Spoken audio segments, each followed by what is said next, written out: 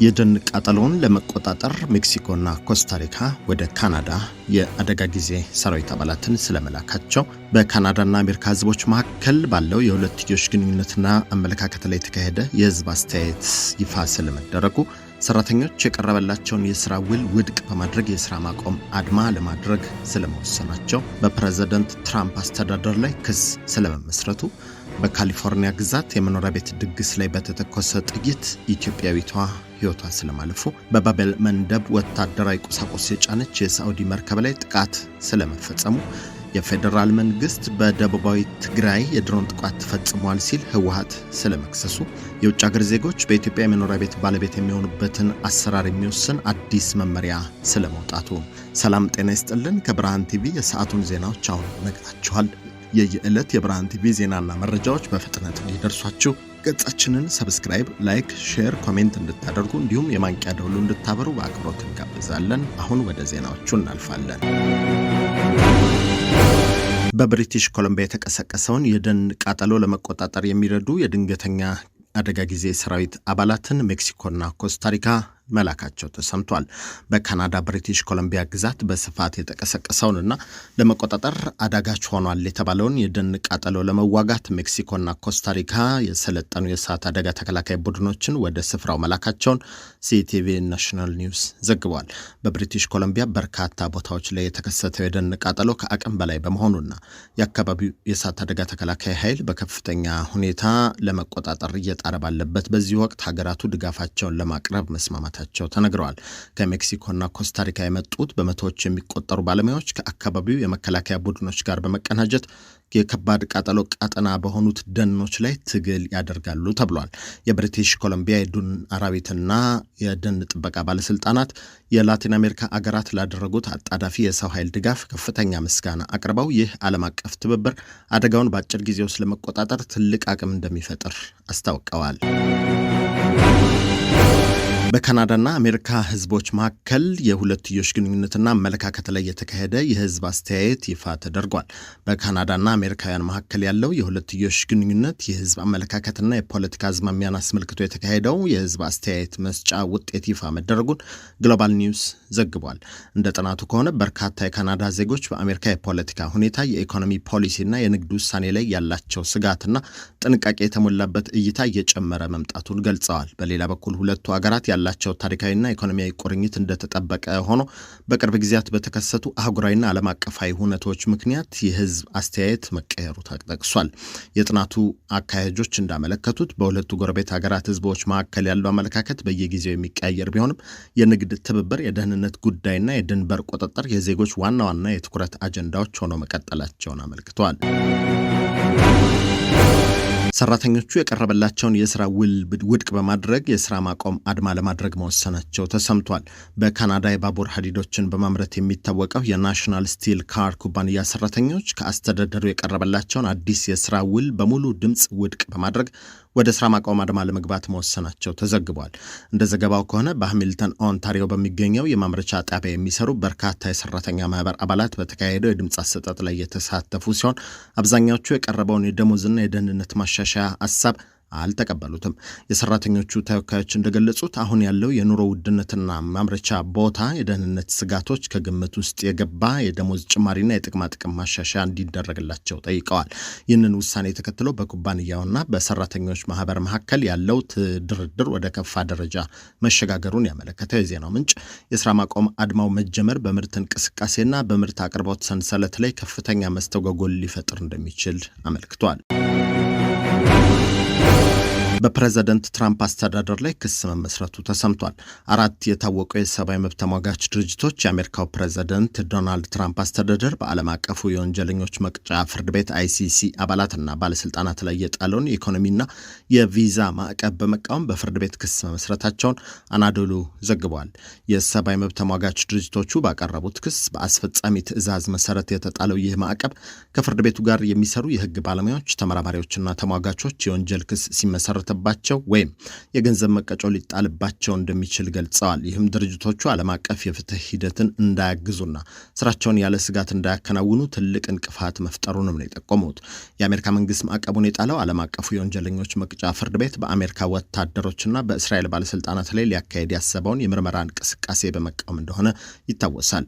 ክስ አቅራቢዎቹ የሰብአዊ መብት ተቋማት ግን ይህ የአስፈጻሚ አካል ትዕዛዝ ህገ መንግስታዊ መብትን የሚጥስ በመሆኑ በፍርድ ቤት ታግዶ ውድቅ እንዲደረግ ጠይቀዋል። በካሊፎርኒያ በድግስ ላይ በተተኮሰ ጥይት ኢትዮጵያዊቷ ወጣት ህይወቷ ማለፉ ተሰምቷል። በአሜሪካ ካሊፎርኒያ ግዛት ፍሬሲኖ ከተማ በተካሄደ የመኖሪያ ቤት ድግስ ፓርቲ ላይ በተተኮሰ ጥይት አንዲት የ26 ዓመት ወጣት ትውልደ ኢትዮጵያዊት መገደሏን ያመለከተው ዘገባው አንድ ተጠርጣሪ በቁጥጥር ስር መዋሉን የፍሬሲኖ ፖሊስ መምሪያ ማስታወቁንም አመልክቷል። እንደ ፖሊስ መግለጫ ከሆነ ቅዳሜ ከምሽቱ 3 ሰዓት ከ20 ገደማ በፍሩትና ሽልስ ጎዳናዎች አቅራቢያ ጥይት መተኮሱን የሚገልጽ አጣዳፊ ጥሪ ደርሶ በቦታው ሲገኝ የ26 ዓመቷ ትውልደ ኢትዮጵያዊት ማሪዮን ጸጋይ ቢያንስ በአንድ ጥይት ተመታ መገኘቷን አመልክቷል። ማሪዮን በአቅራቢያው ወደሚገኝ ሆስፒታል ብትወሰድም በደረሰባት ከባድ ጉዳት ምክንያት ህይወቷ ሊያልፍ ችሏል። የፖሊስ መርማሪዎች እንደገለጹት ድርጊቱ በመኖሪያ ቤቱ ድግስ ላይ በተነሳ ለመግባባት የተፈጠረ እንደሆነ ገልጸው ጥይቱ ከመተኮሱ በፊት ሟች ማሪዮን ጸጋይና ኔማዲያ ናክልስ ከተባለች የ24 ዓመት ሴት ጋር ጭቅጭቅ ውስጥ ገብተው እንደነበር ታውቋል። ፖሊስ ተጠርጣሪዋ ኔማዲያ ናክልስን በነፍስ ግድያ ወንጀል ከሶ በፍሬስኖ ካውንቲ እስር ቤት ያሰራት ሲሆን ስለ ጉዳዩ ተጨማሪ መረጃ ያለው ማንኛውም አካል ጥቆማ እንዲሰጥም ጥሪ አቀርበዋል። በባቤል መንደብ ወታደራዊ ቁሳቁስ የጫነች የሳውዲ መርከብ ላይ ጥቃት መፈጸሙ ተገልጿል። በየመን የሚንቀሳቀሱት የሀውቲ አማጽያን በባቤል መንደብ የባህር መስመር በኩል ወታደራዊ ቁሳቁስ አጓጉዛ ስታልፍ ነበር ያሏት የሳውዲ አረቢያ የጭነት መርከብን በመምታታቸውን ማስታወቃቸውን የሳባ ዜና ኤጀንሲ ዘግቧል። እንደ አማጽያኑ መግለጫ ጥቃቱ የተፈጸመው ሳዑዲ አረቢያ በየመን ላይ አድርሰዋለች ያሉትን እገዳ ለመመለስ በቀይ ባህር ላይ ባወጁት የባህር ላይ ማዕቀብ መመሪያ መሰረት ነው። ይሁን እንጂ ጥቃቱን አስመልክቶ እስካሁን ከሳዑዲ አረቢያ ባለስልጣናት ወይም ወታደራዊ አካላት በኩል የተሰጠ ይፋዊ ማረጋገጫ ወይም ምላሽ አልተገኘም። በሌላ በኩል የተለያዩ የባህር ላይ ደህንነትና መረጃ ተከታታይ ኤጀንሲዎች እንደገለጹት የተመታችው መርከብ በግብጽ ኩባንያ ባለቤትነት ስር የምትተዳደርና የታንዛኒያን ሰንደቅ ዓላማ የምታውለበልብ ቲሃማ የተሰኘች የጭነት መርከብ መሆኗን ጠቁመዋል።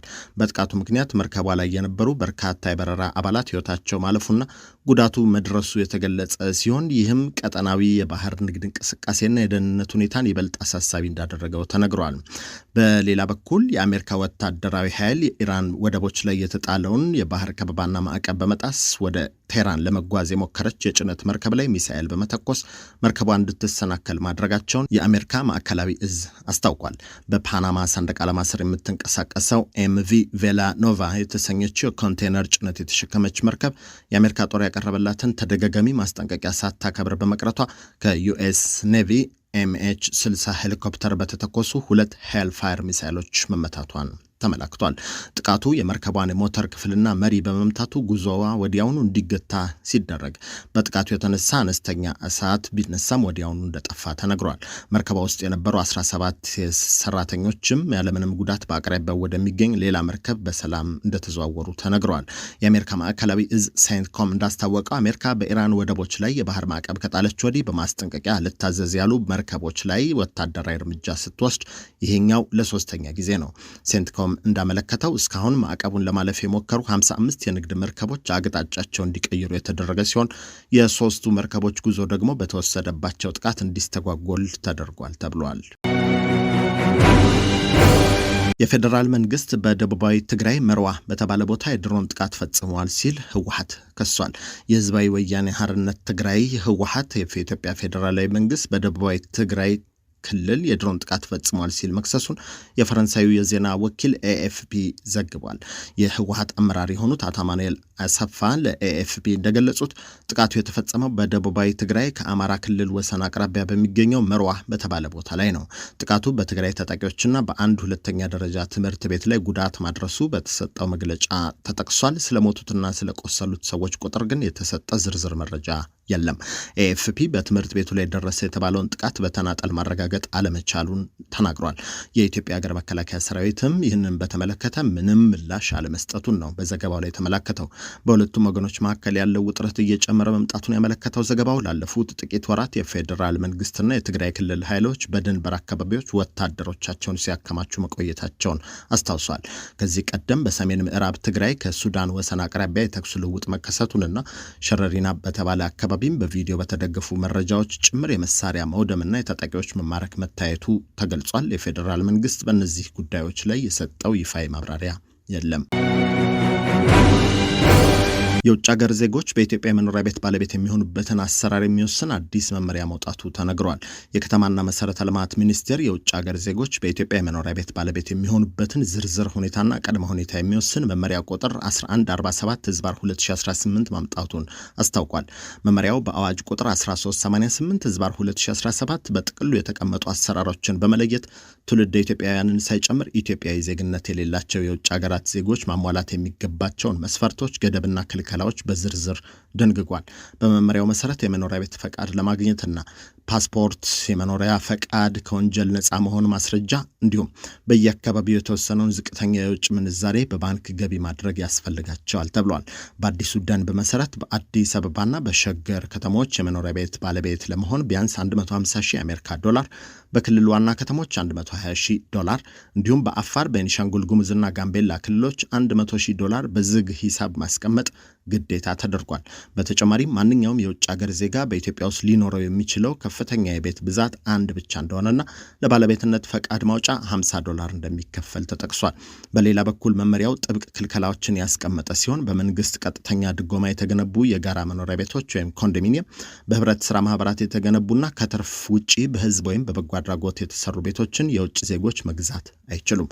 እንዲሁም በከባድ ወንጀል፣ በገንዘብ እጥበትና በሳይበር ወንጀል የተጠረጠሩ ወይም ጥፋተኛ የተባሉ ግለሰቦች የቤት ባለቤት እንዳይሆኑ ሲከለከል ህጉን በሚጥሱት ላይም ከባድ መቀጮ እንደሚጣል ተደንግጓል። ከብርሃን ቲቪ እነኚህን ዜናዎች ስንነግራችሁ ቆይተናል። ዜናና መረጃዎቻችን በየዕለቱ በፍጥነት እንዲደርሷችሁ ገጻችንን ሰብስክራይብ፣ ላይክ፣ ሼር፣ ኮሜንት እንድታደርጉ እንዲሁም የማንቂያ ደውሉን እንድታበሩ በአክብሮት እንጋብዛለን። ጤና ይስጥልን።